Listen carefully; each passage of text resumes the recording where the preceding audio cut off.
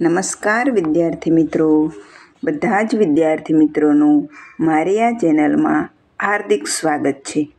વક્રતુંડ મહાકાય સૂર્યકોટિ સમપ્રભ નિર્વિઘ્નમ કુરુ મે દેવ સર્વકાર્યેષુ સર્વદા.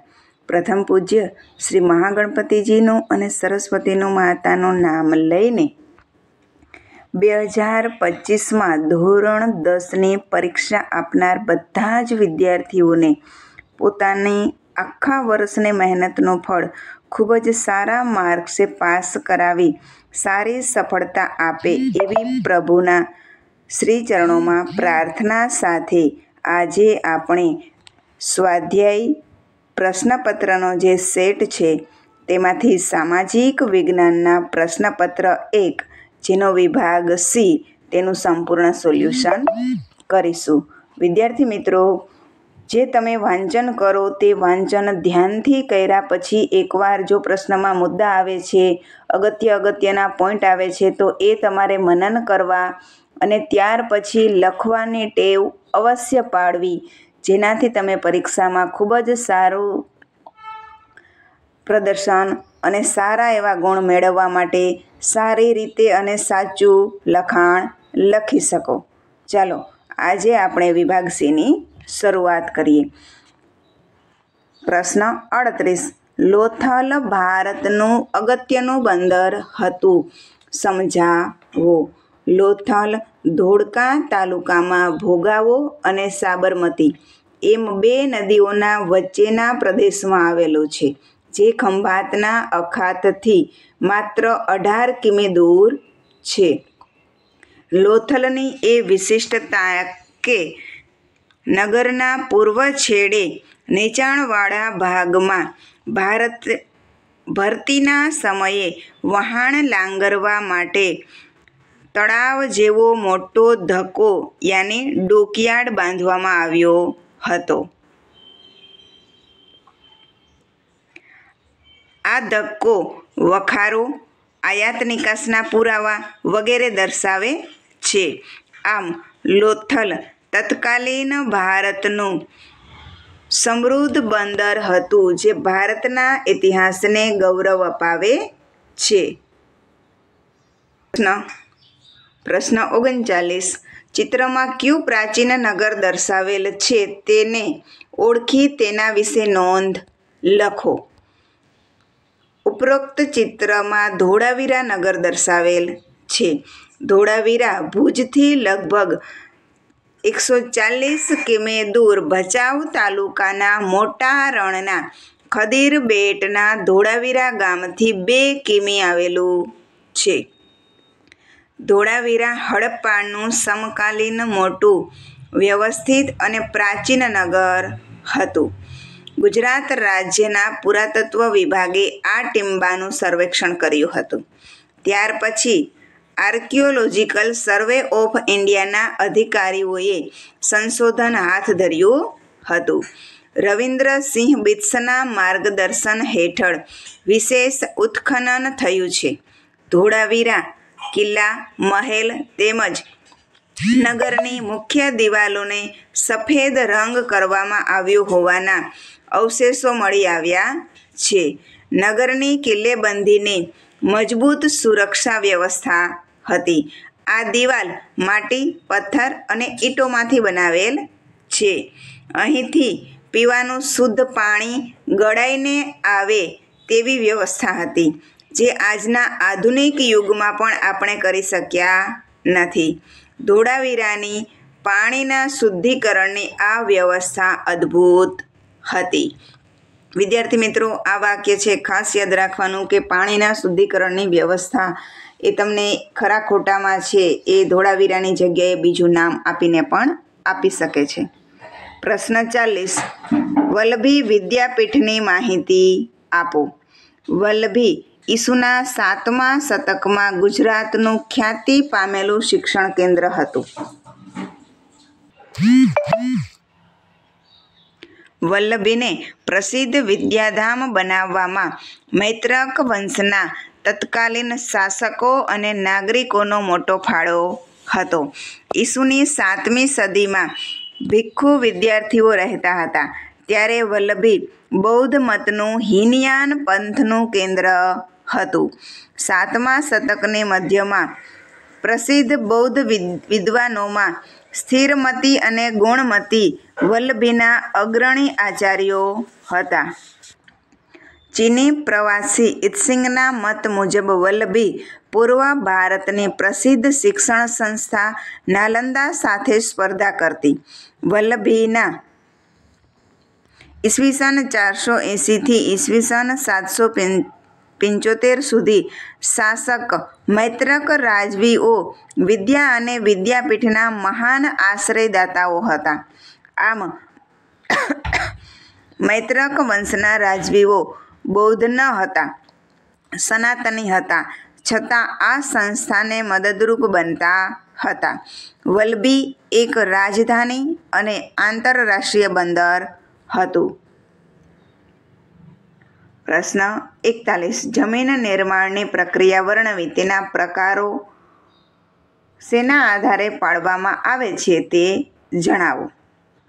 જમીન નિર્માણ મૂળ ખડકોના ખવાણ અને ધોવાણથી મળવાવાળા પદાર્થોથી થાય છે, જેમાં જૈવિક અવશેષો, ભેજ અને હવા ભળે છે. આમ જમીન એ ખનિજો અને જૈવિક તત્વોનું કુદરતી મિશ્રણ છે. ભૂપૃષ્ઠ પરના માતૃખડક અને વનસ્પતિ દ્રવ્યોના મિશ્રકણથી બનતા અસંગઠિત પદાર્થોનું પડ કે સપાટીને જમીન કહેવાય છે. મૂળ ખડકોને ઘસારણ અને ધોવાણના બાહ્ય પરિબળો તોડી તેનો બારીક ભૂકો બનાવે અને આ ચૂર્ણમાં વનસ્પતિ તથા જીવજંતુઓના વિઘટન કે સડવાથી બનેલી સેન્દ્રિય તત્વ જેમાં ઉમેરાય છે. આ સેન્દ્રિય તત્વો વનસ્પતિના વિકાસમાં મહત્વનો ભાગ ભજવે છે.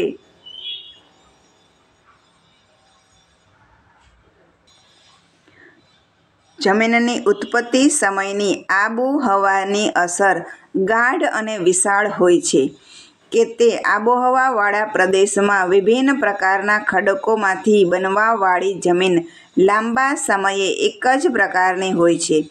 જમીનના પ્રકાર, રંગ, આબોહવા, માતૃખડકો, કણરચના, ફળદ્રુપતા જેવી બાબતોને ધ્યાનમાં રાખવામાં આવે છે. હાલમાં ભારતીય ખેત સંશોધન પરિષદ ICAR દ્વારા ભારતની જમીનોને મુખ્ય 8 પ્રકારમાં વહેંચી છે. કાંપની જમીન, રાતી અથવા લાલ જમીન, કાળી જમીન, લેટેરાઇટ જમીન, રણ પ્રકારની જમીન, પર્વતીય જમીન, જંગલ પ્રકારની જમીન અને દલદલ કે પીટ પ્રકારની જમીન. સંસાધન એટલે શું? માલિકીના આધારે તેનું વર્ગીકરણ વિગતે સમજાવો. સંસાધન એટલે કુદરતી રીતે મળેલા એવા તત્વો જે માનવ જરૂરિયાતો પૂરી કરવા ઉપયોગમાં લેવાતા હોય. જ્યારે માનવીની વિશેષતાઓ તથા બૌદ્ધિક ક્ષમતાઓ વડે કુદરતી તત્વો ઉપયોગમાં લેવામાં આવે ત્યારે તે સંસાધન કહેવાય છે. કુદરત, માનવ અને સંસ્કૃતિ આ ત્રણેયની પરસ્પર પ્રક્રિયા દ્વારા જ સંસાધન બને છે.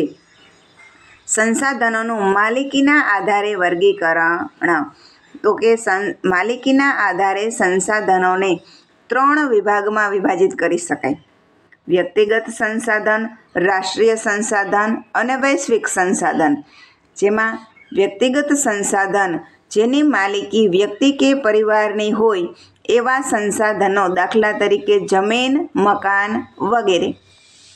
રાષ્ટ્રીય સંસાધન કોઈપણ દેશ કે પ્રદેશની સાર્વજનિક સંપત્તિ, દાખલા તરીકે લશ્કર, આંતરરાષ્ટ્રીય વ્યાપાર વગેરે રાષ્ટ્રીય સંસાધનના ઉદાહરણ છે. ત્યાર પછી વૈશ્વિક સંસાધન. તો વૈશ્વિક સંસાધન સમગ્ર દુનિયાની ભૌતિક અને અભૌતિક એવી તમામ સંપત્તિ જેનો ઉપયોગ માનવ કલ્યાણ માટે થતો હોય, દાખલા તરીકે વિશ્વની બધા રાષ્ટ્રોની સહિયારી માલિકીના સંશોધનો. પ્રશ્ન 43. વૈશ્વિકીકરણના લાભ જણાવો. ભારતમાં 1991ની ઔદ્યોગિક નીતિના આર્થિક વિકાસને પોષક બની શકે તેવા આર્થિક અમલમાં મુકાયા એ છે ઉદારીકરણ, ખાનગીકરણ અને વૈશ્વિકીકરણ.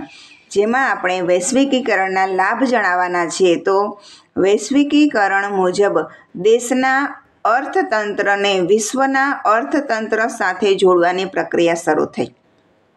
તેથી દેશના અર્થતંત્રને કેટલાક લાભો થયા છે, જે નીચે મુજબ છે. વૈશ્વિકીકરણના પરિણામે વિદેશી મૂડીરોકાણને પ્રોત્સાહન મળે છે. વૈશ્વિકીકરણને પરિણામે વિકસિત દેશોમાં ઉત્પન્ન થતી વસ્તુઓ સરળતાથી વિકાસશીલ દેશોને મળી શકે છે. અને ત્રીજું, વૈશ્વિકીકરણના પરિણામે વિકાસશીલ દેશોને આંતરરાષ્ટ્રીય હરીફાઈમાં ટકી રહેવાની શક્તિ મળે છે. પ્રશ્ન 44. ભાવ નિર્ધારણ તંત્ર વિશે ટૂંક નોંધ લખો.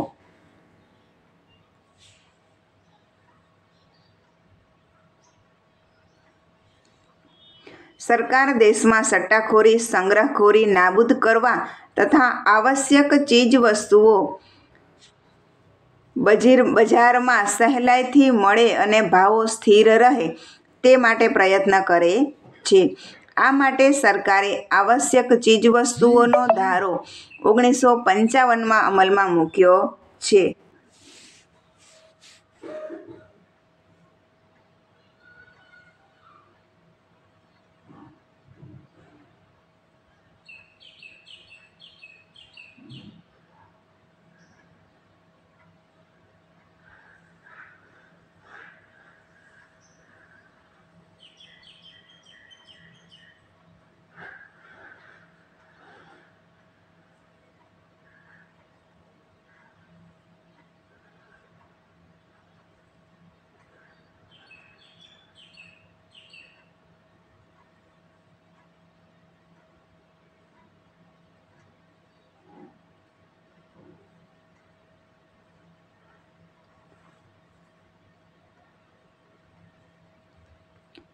વિદ્યાર્થી મિત્રો, મારા વિડીયોને લાઈક કરજો, ચેનલને સબસ્ક્રાઈબ કરજો અને તમારા સાથી મિત્રો સાથે દરેક વિડીયોને અવશ્ય શેર કરજો. પ્રશ્ન 45. ગ્રાહક સુરક્ષા ક્ષેત્રે ગ્રાહક જાગૃતિ વિશે ટૂંક નોંધ લખો. ધ્યાનથી વાંચન કરવું.